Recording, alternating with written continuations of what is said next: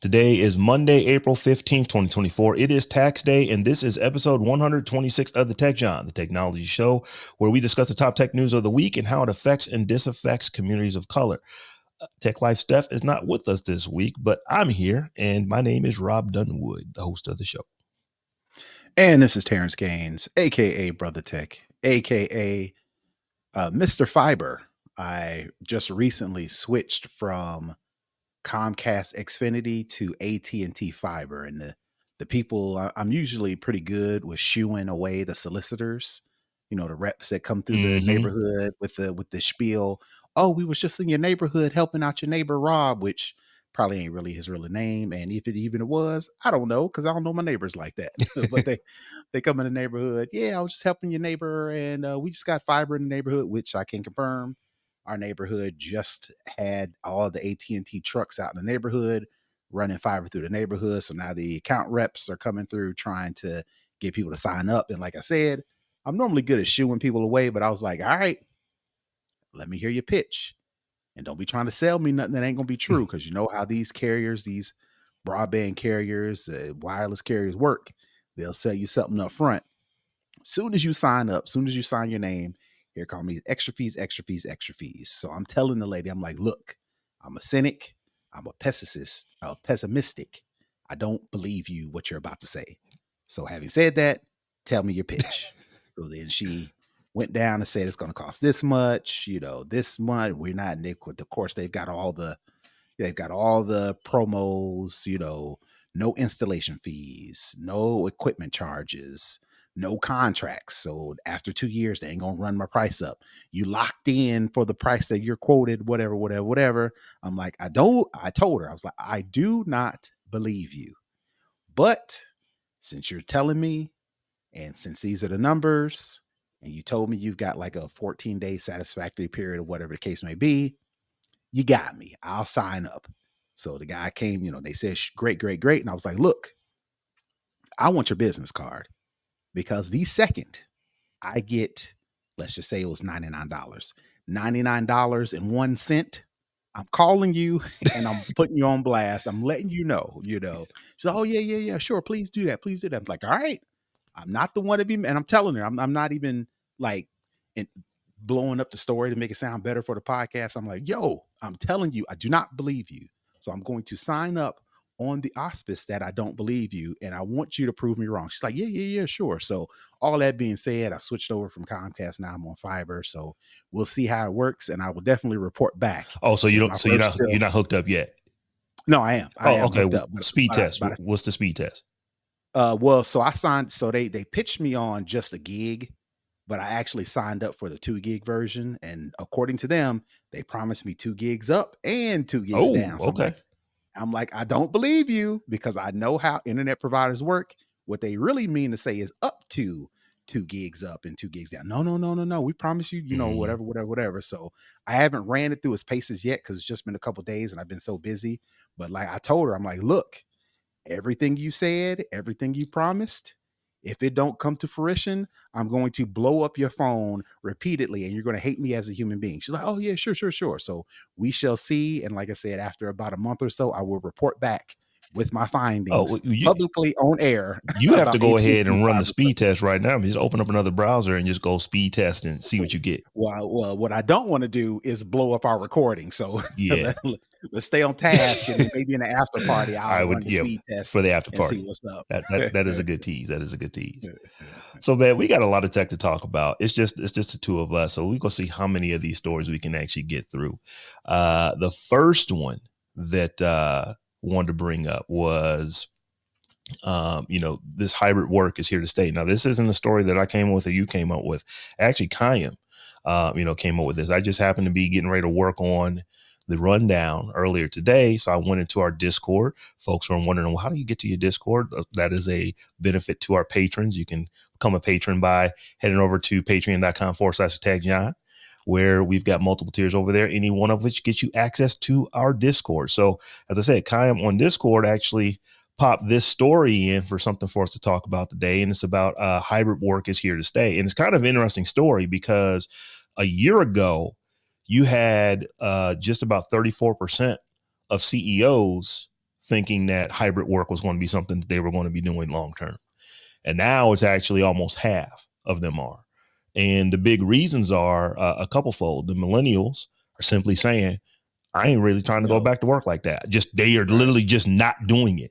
So that is a big part. And millennials right now are the biggest cohort. They just passed baby boomers, I want to say last year, the year before.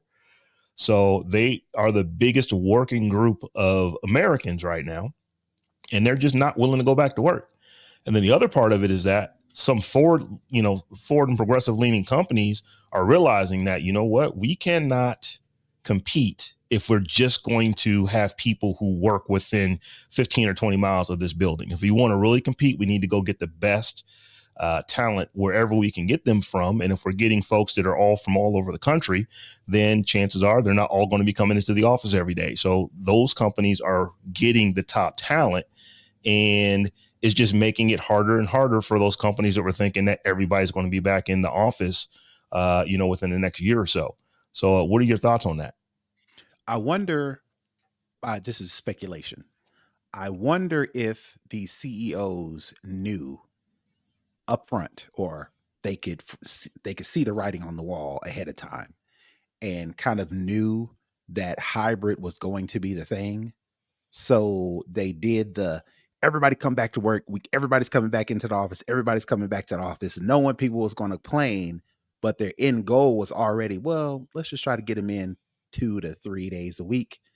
But we're going to say everybody in full time, everybody complain. They're like, oh, all right, maybe we'll just do hybrid. And the millennials and everybody think we got to win, when in actuality, they was already 2 steps ahead of us. I'm just speculating, but I'm curious if that was the case. But actually, in reality, it's just flat out the millennials was like, we are not our parents. We are not our grandparents. We are going to say no. We don't care about company loyalty. We don't care about me as a person being identified by the company I work for or the title I hold. I've got more important things I'm doing in life. I'm trying to travel. I'm trying to raise a family. I'm trying to, practice on mental health, all the things that we see on TikTok and we see on Instagram, and people actually doing these things, finding hobbies. That's more important than our parents and our grandparents. Was like, when they ask, well, tell me a little bit about yourself, people will be like, well, I'm an executive at so and so and so big company. That's the first thing out of their mouth, right? These millennials now and these young folks are like, well, tell me about yourself. Well, I practice spirituality, and I'm a skater, and on the weekends I like to work on my house, and I use my job to pay for all those things. So all that being said, these millennials do not put the same emphasis on the companies and the titles and the perks. So as a result, a main perk is working from home or working remote. And that's what the millennials want, because either that gives them the freedom to do other things, or they don't care about your little funky company. That is definitely different. And it is a cultural thing. So I think that you have a lot of millennials that they see what their baby boomer parents and older generation X parents have gone through with the job. They see how you worked at this place for 42 years and you left, and they gave you an ink pen with a company name on it. They see how these folks are treated. Pensions are gone. They're not doing pensions. They're trying to, there's a lot of things have changed. And I'm surprised that companies are not recognizing that the workforce is going to change too. Yeah. A lot of the same feeling, that the same loyalty that companies want employees to have, company employees are recognizing that the companies don't have those same loyalties. So it's like, all right, well, who's going to jump first? And I think we're coming to like you mentioned, the future, to where it's like, all right, hybrid work is here to stay, because that's the main thing. Nobody wants to be at work, not necessarily working, but at work. And I think we can come to a compromise or a happy medium. Yeah, I think another part of it too is that it really comes down to just your quality of life. So we are during in the middle of, not in the middle now, but we were in the middle of a pandemic, and people were still getting the job done. They was just doing it from the house. And it's like, wait a minute, I am as effective here as I was when I was going in every day. maybe even more so because as we start to come out of the pandemic, as kids start going back to school, it's like, man, I get way more done when I'm just at the house and I don't have people walking by, popping into my office or popping into my cubicle. I can just do what I need to do. If I need to talk to somebody, I can jump on, Zoom or Skype or whatever type of call. But I'm very, very productive working at home. And here's the other thing. It's like, granted, I'm not working any fewer hours than I was working when I was going in every day, but it seems like I have 10 to 15 additional hours a week because I just don't have to get up and get ready to go to work. I don't have to drive, 45 minutes into work, an hour and 15 minutes home every single day. Those things just don't happen. I don't have to put kids in daycare anymore. It's like, if sometimes if they're old enough that they can kind of, throw a tablet at them. Exactly. If I'm on the phone, leave me alone, one of them type of things, to where, you're saving so much money by not putting your kids in daycare if they can actually be at the house with you, be at the crib while you're working. So there's so many reasons as to why people just don't want to do it. And I've never thought that we were going to be, and I still, believe this. People are going to have to go back into the office to some extent. I just don't know that it's going to be like it was, to where you just go into the office 40 some hours a week, every single week, Monday through Friday. I don't know that we will ever be back to that again, or at least not in the foreseeable future.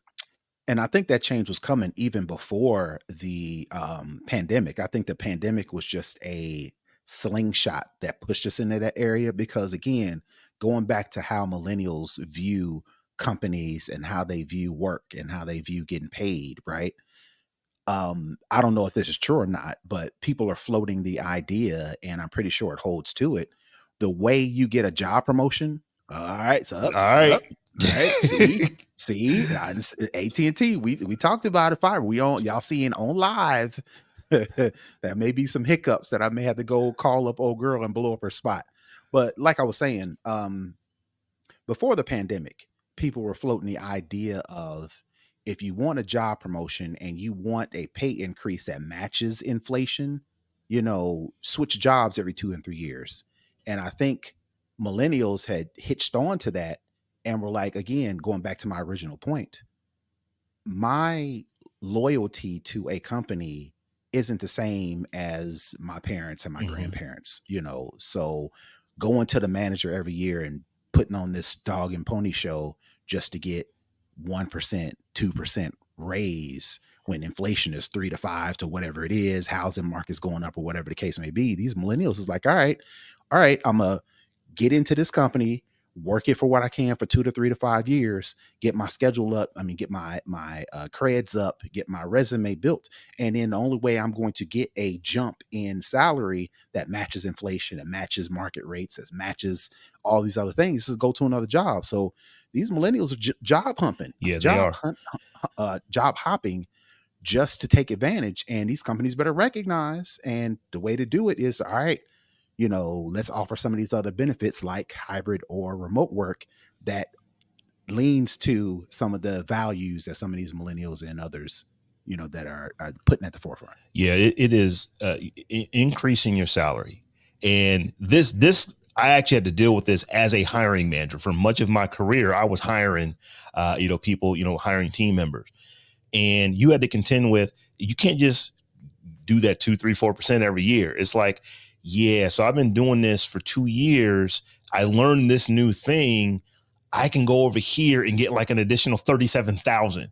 And then you say, well, an additional 37,000 compared to what they were making. That's not 2, 3, 4, 5%. That's 20, 30, 40, 50, 60, 70, percent in some cases. That's simple math. You do that every 2 to 5 years. Yeah. Who can tell you no, don't do that? That's not a good idea. Stay loyal to the company. Man, get out of here. Yeah. So, I've seen recruiters tell people, executive search people tell people, the quickest way to increase your income is to move around from company to company. And we used to do this thing to where, why did you work at so many different companies? You in 10 years, you were at 4 different places over 10 years. That actually used to be like a flag for concern. Today, oh, so you were here and you did this, and you were there and you did that. And so you've got all this experience. show them the money. So it's actually in a lot of ways a good thing to do. So what is happening, just to bring it back around to this story, what millennials particularly are saying, and like I said, some of the younger generation X is like, I'm not doing that anymore. It's like I can continue to work here and come in every day and make X, or I can go work there, come in 2-3 times a month and make X. So you're saying it's a lateral move. I'm saying that is an increase in my lifestyle because Right. I Right. have additional time to do what I want to do. It was a pay increase because I was putting my kids in daycare and now I don't have to do that. It was just me being able to spend more time with my family. I never could make it to my kid's soccer game because I don't get off here until 5, and it takes me an hour and 15 minutes to get home. And their soccer games start at start at 5:30. 5:30. Right. So I can't even make the game, but now I can. I'm not going back to that. So it is. It's going to be interesting, where we are. I don't believe that, there are still people saying I'm never going back into the office. I don't know that that's realistic because there's just too much real estate that, companies have. And there are benefits to seeing people, every so often that you work with. But I don't Well, think it we're ever going to depends, get right? back to where it's 40 hours a week if you work Right. with a Well, computer and a phone. yeah, as a whole, we will have to, the numbers will change as far as people going back into the office. But people are starting to make those decisions that benefit their lifestyle that really don't have nothing, or money is not the main thing that goes into that decision. And I think companies are starting to recognize that. So it's like a two thing, right? We talked about the way to get a job increase is to job hop every 3 to 5 years. But also, if you are forcing a employee to make a decision that says, hey, you need to come into the office or you need to figure out something else, people are starting to figure out Yeah. something else. Yeah. Um, Even though we have in recent months, for the better part of 2023, we talked about all the layoffs in high tech. There were quite a few, but the unemployment numbers are still quite low. And if you look outside of the big tech companies, when we think of big tech, we're talking about, Meta and Amazon and Microsoft and big companies like that you think of in tech. But where companies are hiring all the time are insurance agencies. You don't necessarily think an insurance agency is big tech, but it's all tech in an insurance agency. It's all tech at a, for manufacturers that have, that sell stuff online. These kind of jobs that allow you to work remotely, they're out there. So it's, especially if you in a Teams or a Zoom call in the office all day long. It's like, right. why am I in the office if I'm gonna be on a Yeah. Teams call or a Zoom call or a Google Chat or whatever Google's calling it nowadays? If I'm gonna be in the office doing that all day long, I could be at the crib doing that all day long. Nothing's changed. Yeah. Right. Yeah. So we will, I'm sure we will come back and, recap and see what's going on in a year's time. I don't think it's going to really change from here. I think it's going to, hybrid work is here to stay. So Terrance, this next story, this is one that you stuck in, about, what is going on with AI and artists that maybe they pass away, but they have actually created digital assets that allow their handlers to, for lack of a better word, to continue to put out content, from them after they have passed on. And in some cases, allow them to put out content while they're actually still here. So why don't you tell us a little bit about what's going on with that? Well, yeah, you said maybe they die. You're going to die. There's no maybe Eventually, about yeah. it, right? But I guess the question is does your legacy live on? Specifically, do you stop, do you should you, or is it possible for you to continue on your legacy after you've passed, right? And these record labels and these artists are going to have to figure out, if something happens to me, do I want my legacy to live on, or do I want my legacy to end? As legacy meaning, the ability to entertain, the ability for people to listen to your music, the ability for people to enjoy your music as if you were alive. That's the legacy I'm talking about, right? Mm-hmm. And they're going to have to come to grips to this because it's happening, right? The story that I mentioned in Fortune talks about ABBA. I wasn't a big fan, but it looks like they have been on tour in London since 2022, but in virtual form with avatars and the four band members, with avatars of the four band members as they appeared in 1979. Right. So I think the fans are like, yes, I never got around to see them because of whatever the case may be. But, and even I'm sad and I'm, upset that they're gone. But, there's a way, there's a happy, not want to call it a happy medium. There's still a way to enjoy their music, even though they're gone. Right. So these companies, these record labels, they specifically mention CAA, that they are actually trying to get ahead of the curve, and Mm-hmm. they are quote unquote digitizing their artists while they're still here.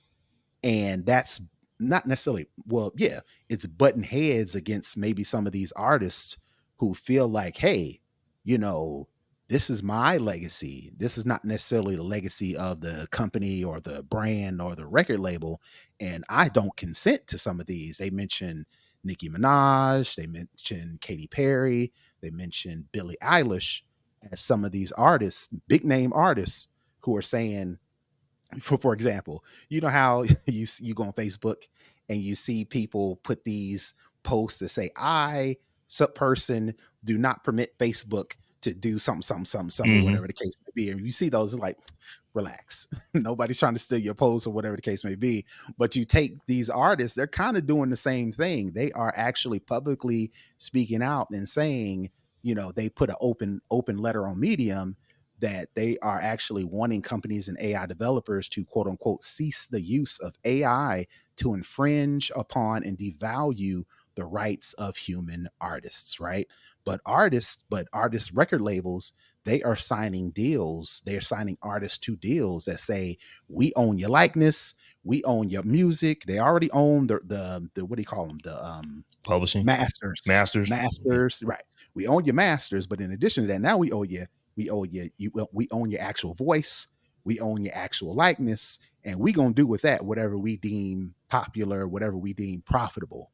And now artists and companies are kind of having to have this battle and see, what is going to be the move from here on.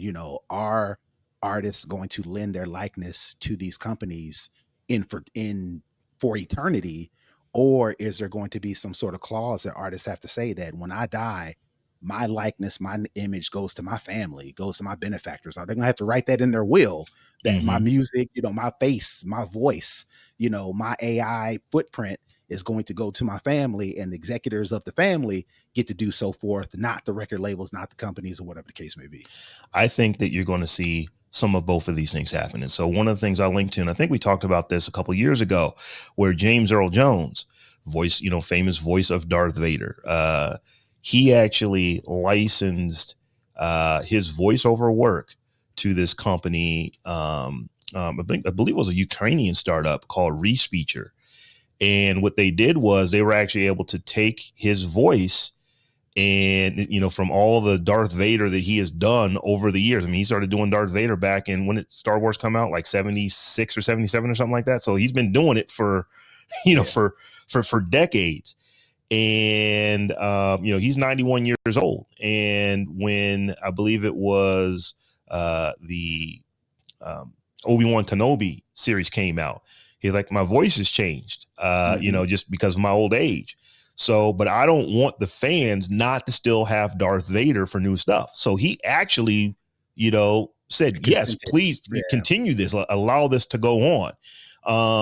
Because I'm only going to be here for so much longer. He's still kicking, he's still around, but I believe he's like 93, 94 years old at this point. So Right. he's retired all the way. He's not working anymore.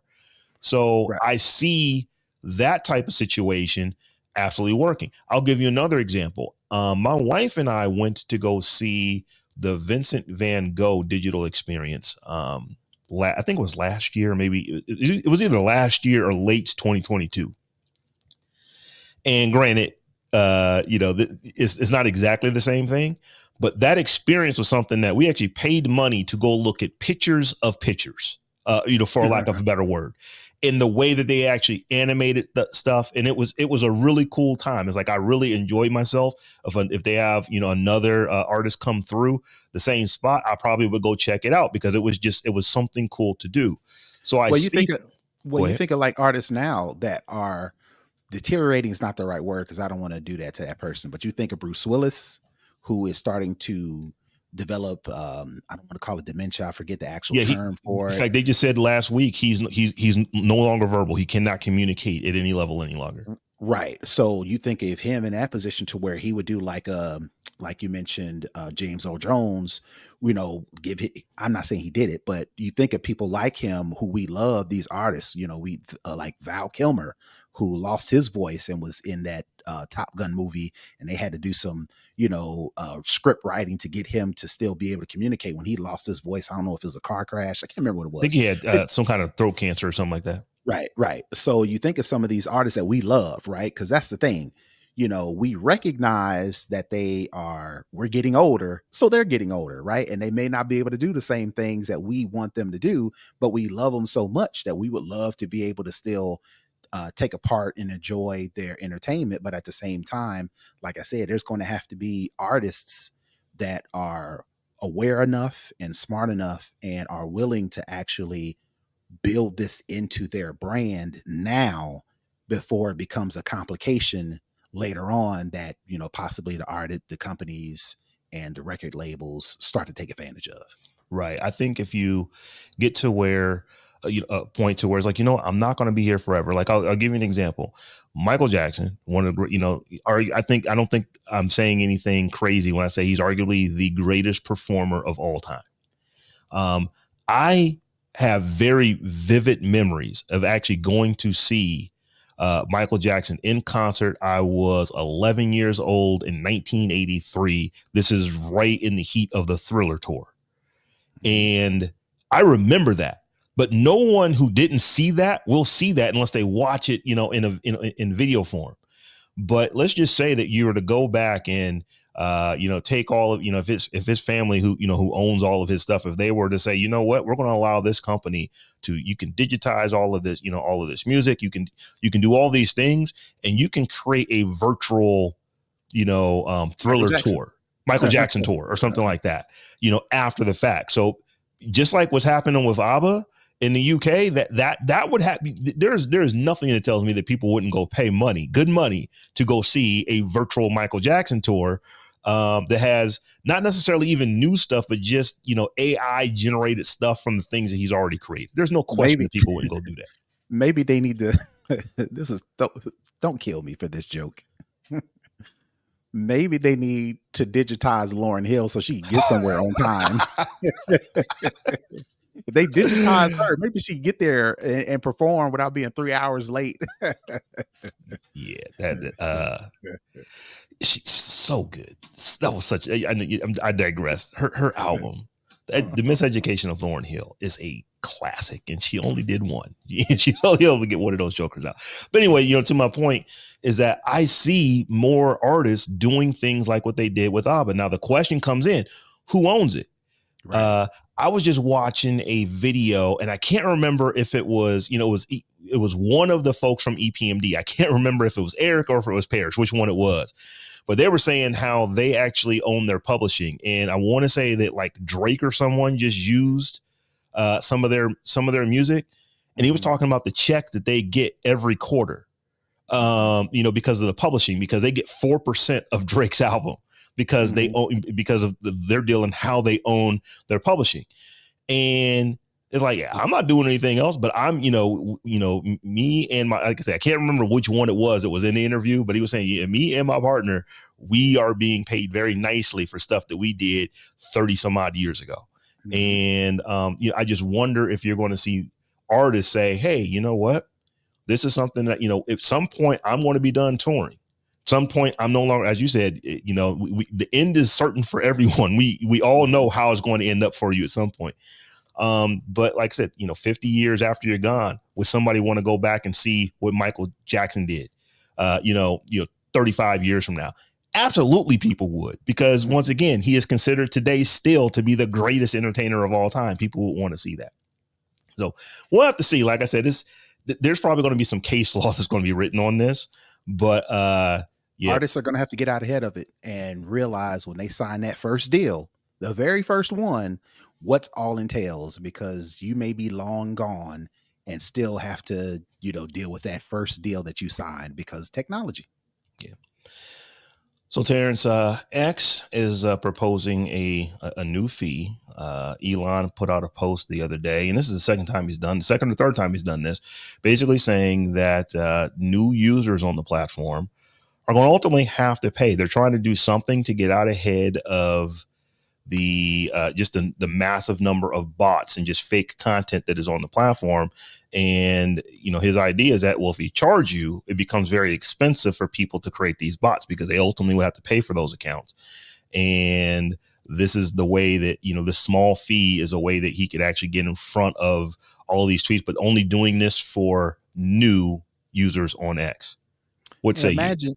imagine if he would have thought about this before running his mouth talking about buying Twitter. He was so concerned about one particular issue, free speech or whatever the case may be. I don't know if he took into account all of these other issues, mean bots and spam being one of them, and how he was, and on top of the main one, Twitter just not being profitable. How are you going to combat that? So eventually he was going to have to do something. And to his credit, I'm not going to give him a lot.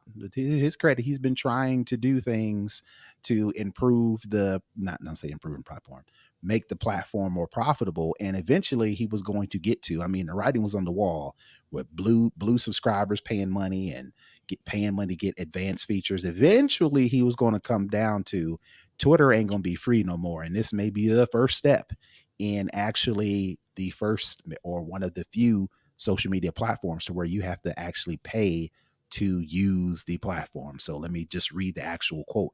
The quote unquote not a bot terms and conditions page was included in the changes flagged by a automated account. The new policy states that new accounts, like if you just signed up for a new account today, must pay a small fee. They don't say how much it is before being able to post, like, bookmark, or reply to other tweets. However, new accounts will be able to follow other accounts and browse the platform for free. So if you get on Twitter and sign up, you can see what people are saying. You could follow specific accounts, but if you wanted to say something, if you want to like something, retweet, or reply to somebody, you're going to have to pay this small fee, which I'm assuming people are saying maybe like $1 a year or something like that, which is not way out of the question. But the fact that it was free, now we may have to pay. I think that's what's causing a lot of the drama. I don't think it'll be that inexpensive here. I think where it was $1 a year was like maybe in the Philippines or something like that.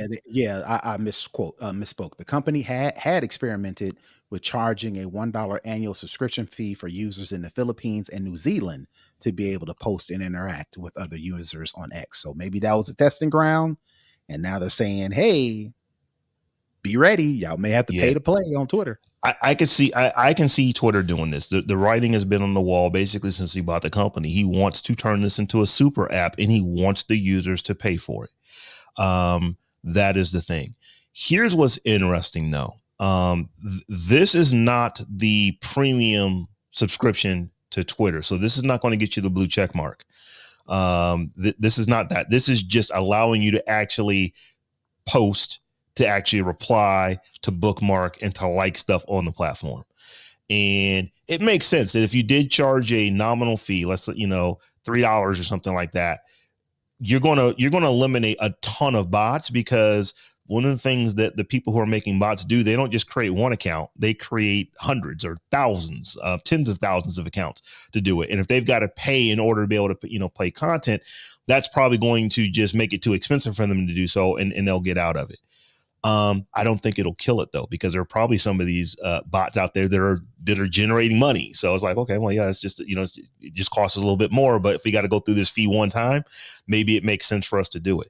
What is also interesting about X recently, and I think this news came out last week, or maybe even the week before, is that X has started going to people who have, I believe it's if you have over 2,500 verified followers, they automatically make you a verified account with a blue check mark. If you had over 5,000, they automatically make you a Twitter pro account with the blue check mark, where you actually get even, like, I think the ad-free version of Twitter. So when they did that, a lot of people were saying, well, hold up. I never said that I wanted a blue check mark in the first place. X was allowing you, and they've been doing this since last year, because the blue check mark started to look almost like a scarlet letter, that you could actually sign up to the premium program and then opt out of having the blue check mark on your account. But now when they started saying, if you are over this threshold, you're automatically going to get a blue check mark. And then last week, they said that anyone who has that blue check mark going forward, it will automatically display. You cannot actually go into your settings and remove that check mark. They're going to make it be there. So I just kind of wonder what's going on with the company. Now, I'll be honest. I was a fairly avid user of X. And I don't use it as much anymore. I don't want to say I've completely moved over to Threads, because I don't use Threads as much as I used X, but I just don't feel that platform like I used to feel it. And so many of the people that I followed have jumped ship and gone elsewhere, that it just wasn't the same level of conversation for me. I'm not talking about for everyone, but for me. But it is interesting that, we're going into into year 3 of Elon Musk owning this company, and they're still doing these things to try to figure out, how do we actually turn this thing profitable? Because it is not. You're going to hear, some folks inside the company say that they're doing great. You're going to hear other companies outside of the company say that they're doing horribly, and the truth is probably somewhere in the middle.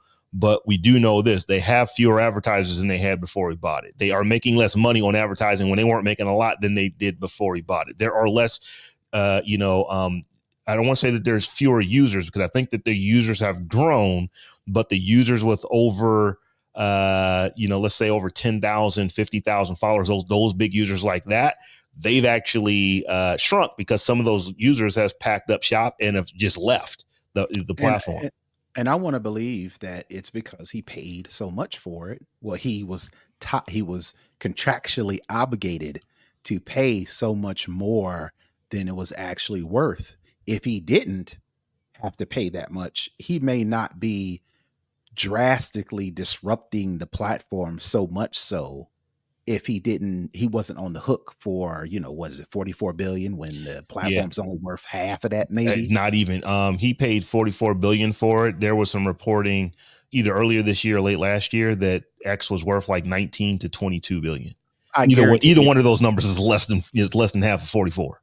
I guarantee if he paid 22 billion, he wouldn't be trying to do all this. But the fact that he did, on top of it already not being profitable before he bought it, he's at a fever pitch trying to turn this thing around. And as a result, things change. And whether or not people want to ride with the change or not, that remains to be seen.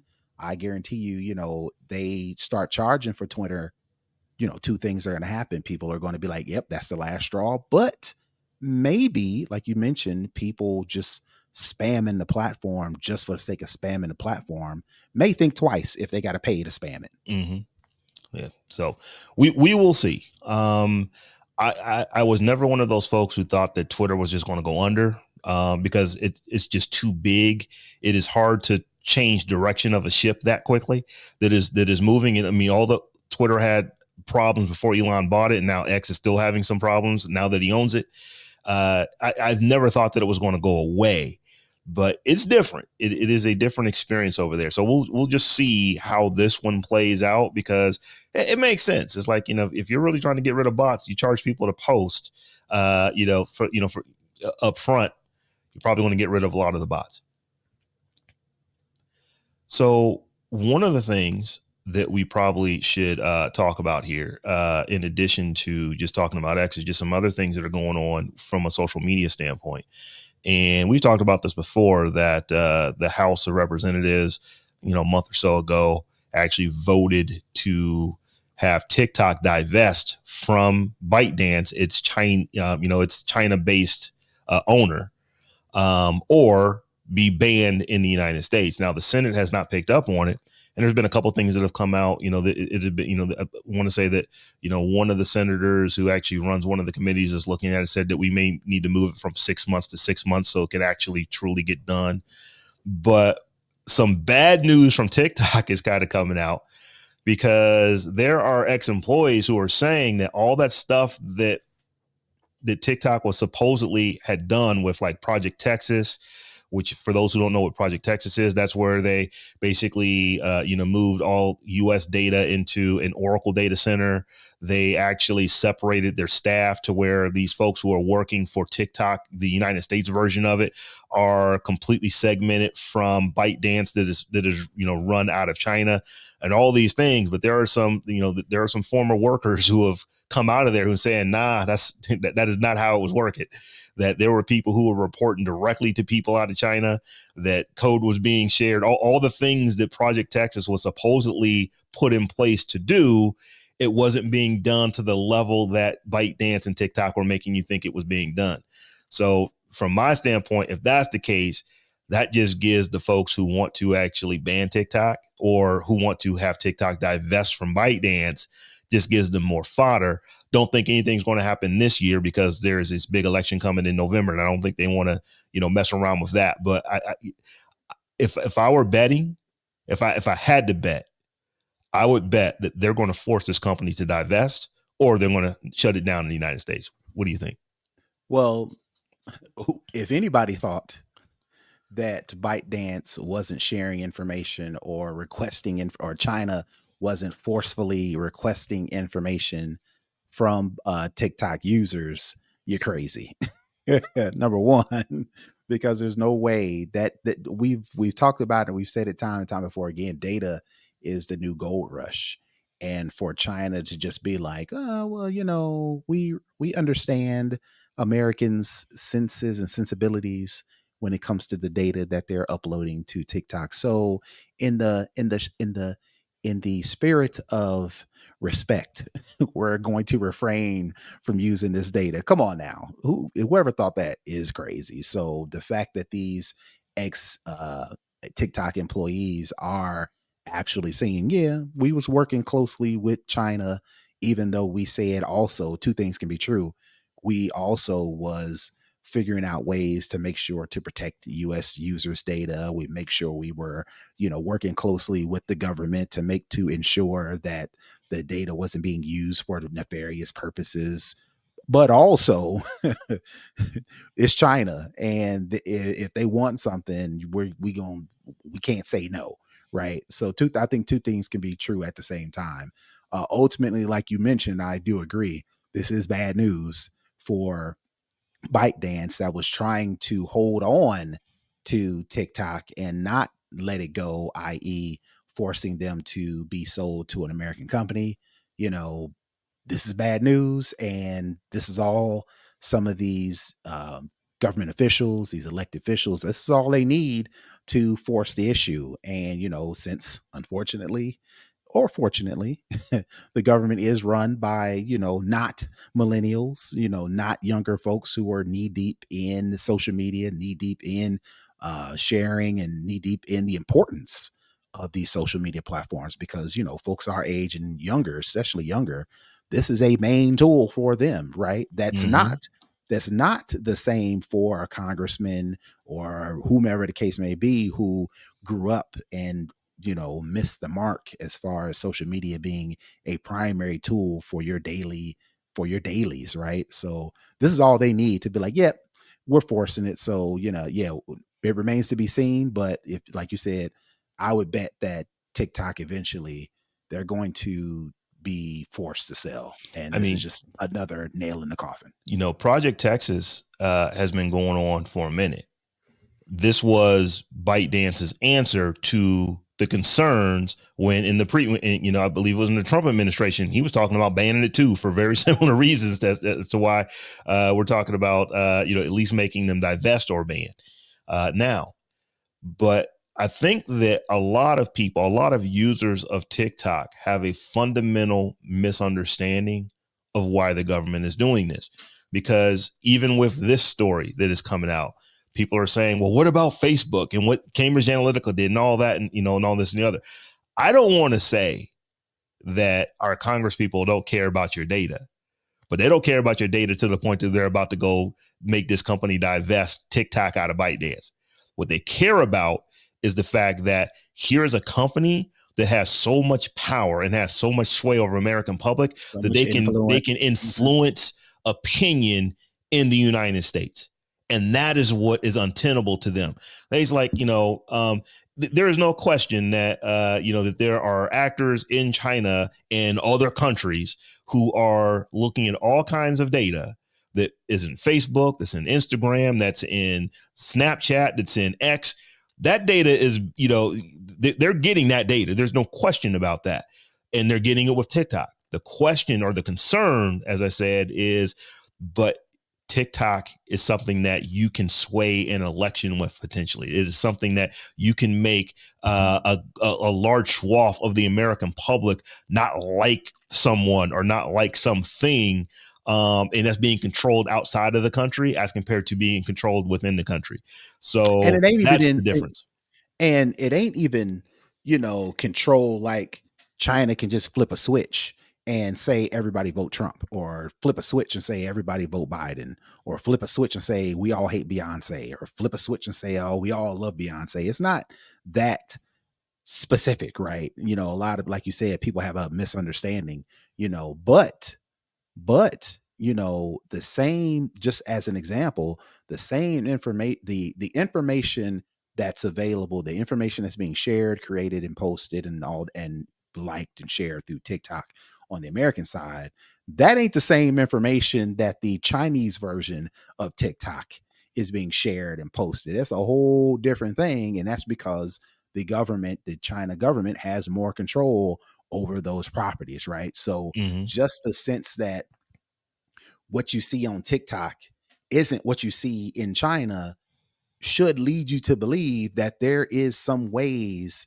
that other companies trying to get that data or trying to use that data to influence can figure out the algorithm to push the ideas or push particular posts that are popular, that does influence and does sway people's opinion, because that information is pushed harder than some of the other information that that may or may not benefit a company like China or people using that data.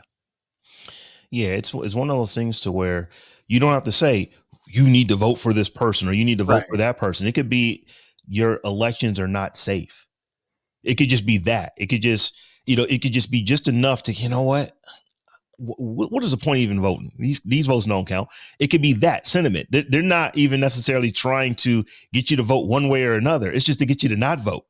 Hmm. And basing the numbers off of that. I mean, if you think about it, these national elections are very, very, very, very close. They're very close. We have had two of the last four people to be elected to president became president without actually getting the popular vote. That's how close they are. You could actually Hmm. become president and have fewer people vote for you than voted for the other person. That has happened Oh, twice out of the last four people who have been president. yeah. Side So, note: all the more reason to get rid of electoral college. well, But this ain't a politics podcast; this is a tech podcast. So keep it moving. shoot, electoral college, and why does why does Idaho have the same number of votes as California in the Yeah. Senate? Yeah. Those are all kind of questions we need to ask. But as I was saying, it's like you don't have to, convince someone to vote for someone. Although that could be the thing. It could just be, just sowing the seeds of doubt in an election, to make you Mhm. think that they're unfair, so that Or it just just spreading, causes or just turmoil. making it easier to promote false information Hmm. versus them locking down information that may be misleading. Just letting stuff, turning the other way and letting stuff go, Yeah. versus actively moderating, actively trying to push this stuff down that's clearly false, fake, whatever. Just turning the other way and letting it run. That in and of itself can influence and sway, like you mentioned. Yeah. So Terrence, unfortunately, there was over the weekend, I believe that there was an Iranian drone attack on the state of Israel, which on itself just sounds bad. because it is. But when you start digging into all the videos and all the stuff that people were, sharing all over X and all over social media, turns out that most of this stuff was fake. That they literally faked a ton of stuff using AI. They were showing bombings and droppings, drone strikes from other engagements that had nothing to do with Israel and all this kind of stuff. Right, and But not it's even just just fake, like you just mentioned, the fact that they were using posts from a whole 'nother incident to, promote this incident. It ain't even gotta be created. It's just false and fake information that's being used in this specific, incident. So, I'll get just read the post here. In the hours after Iran announced this drone and missile attack on Israel on April 13th, fake and misleading posts went viral almost immediately on Twitter. I call it Twitter, so I'm always say Twitter. Institute of Strategic Dialogue, a nonprofit think tank, found a number of posts that claimed to reveal the strikes and their impact, but that instead used AI generated videos, photos, and repurposed footage from other conflicts, which showed rockets launching into the night, explosions, and even President Joe Biden in military fatigues. Again, this is important right here. Just 34 of these misleading posts received more than 37 million views, according to ISD. Many of those accounts posting the misinformation were also verified, meaning they have paid X or Twitter the $8 per month for the quote unquote blue check that Rob mentioned earlier, that their content is quote unquote amplified by the platform's algorithm. ISD also found that several of the accounts claim to be open source intelligence experts, which has in recent years become another way of lending legitimacy to their posts. So, again, the fact that a lot of this information, sure, may be generated by AI with the sole purpose of misleading and being misinforming. There's just information out there that people are repurposing as related to this specific incident that ain't got nothing to do with it. And the fact that it's coming from, like I mentioned, blue blue check, quote unquote, verified accounts adds to the fact that, oh, this is legitimate. Let me just like it, or let me share it, or let me use that in the reason why I think whatever, whatever, whatever, which again is not helping at all in this specific incident, with Israel and Palestine is already complicated, already it's got all these layers, already it's got all these different points. And then you add the false and misleading stuff. We're never going to be able to move on or figure out a legitimate resolution to this when you add social media and you add false and AI deep fakes and all this other stuff that goes along with today, right? Yeah, and the fact that just from from the United States standpoint, we're so polarized that depending on your political leanings determines on the news outlets you listen to and watch.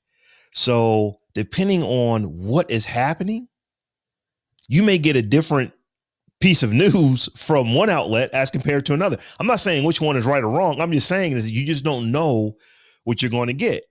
And I didn't when I even when I count the looked at fake this, it's stuff. like they straight up using B-roll for footage of bombings. Like they didn't actually go to the actual drone strikes. They went and got some B-roll from other ones and used that to pass it on, and it's very believable.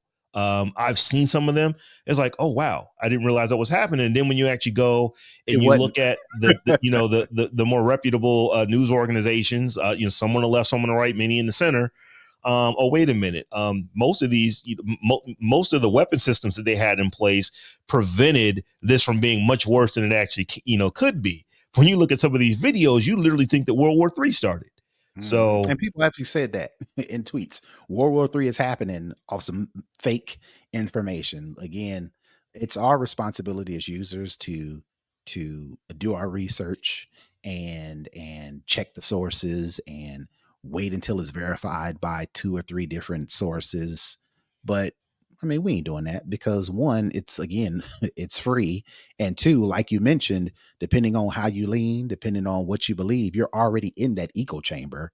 So all it needs is some more information to verify what you already believe based on, where you sit, where you're polarized. And it ain't necessarily got to be Americans. It's just different points, different views, in general. It may not be American versus whatever thing. It could be, vegans versus, carnivores. If you're already in the carnivore lane, all it takes for is a AI deepfake to say trees can feel hurt. And you like, well, see, right? You won't even know. You just said see, right? And Yeah. shared it, right?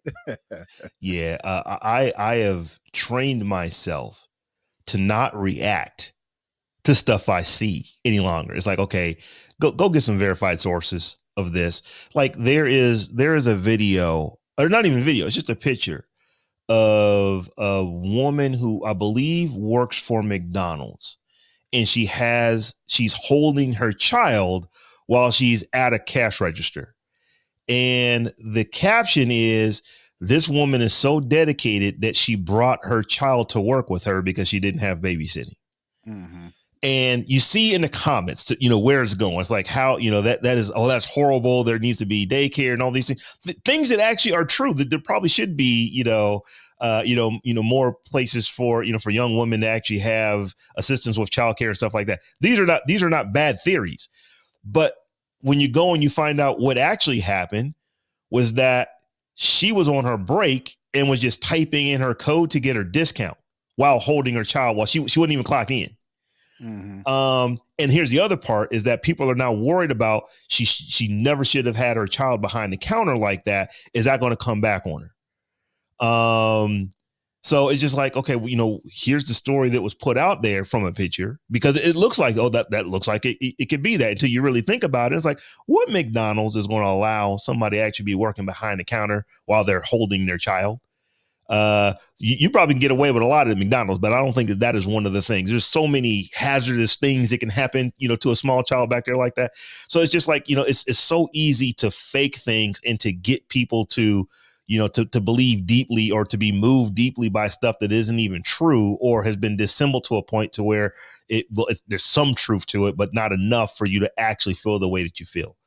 So yeah, this was one of those stories where I'm like, man, it's like, this looks horrible until you really start going in and looking at the news. And it's like, yeah, it was a drone strike. Yes, it was from Iran, but our weapon systems were able to take, that stuff down. And there were very, very few minor casualties from what I understand, a minor casualty number. Now I think anybody that got hurt, that's a major thing for them, but I don't think that it was nearly as bad as the World War III looking videos that we saw popping out off of X and other social media over the weekend. Yep. So man, I'm looking at the clock. We are right at the top of our hour. And I think we're gonna save some of these last couple things for the after party here.